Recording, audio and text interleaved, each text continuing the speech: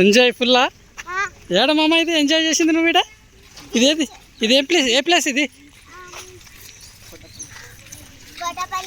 కోటపల్లి రిజర్వాయరా చెరువు పట్టుకొని రిజర్వాయర్ అంటారు మన పాలమూరులో పెద్ద చెరువు అంతా కూడా లేదు